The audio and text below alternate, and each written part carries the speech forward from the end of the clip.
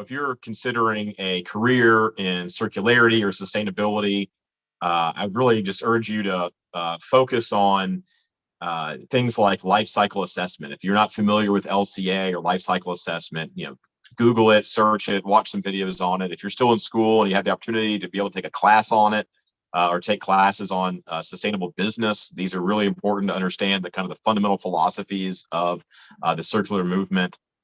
If you look at starting a company, I get probably the most questions I get is like, I want to pursue this idea on sustainability, but no one's doing it. How do I go about going after this? And so how I did it, how we were successful is, we partnered with somebody the opposite of me, somebody who has some technical experience, but also is very much a business person, with some financial experience, and I was bringing the science experience and the engineering experience. So working together, we really were able to build a compelling business model. We've done that a few times now together.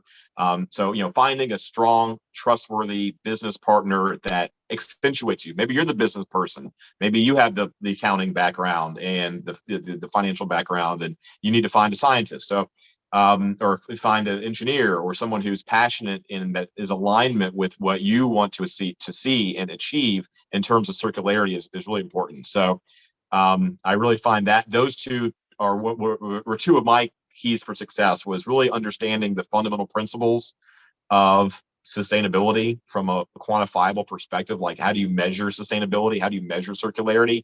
And then once you can measure it, you can now find out ways to improve it or not improve it, and that's where science comes in and R&D comes in. So, but being able to get the funding to go present to investors or to try to raise capital through VCs or through grant funding. I mean, all these, you've got to have a core team that really believes in the mission and that you're attacking a problem that, is going to dramatically improve the well-being of the planet and its inhabitants.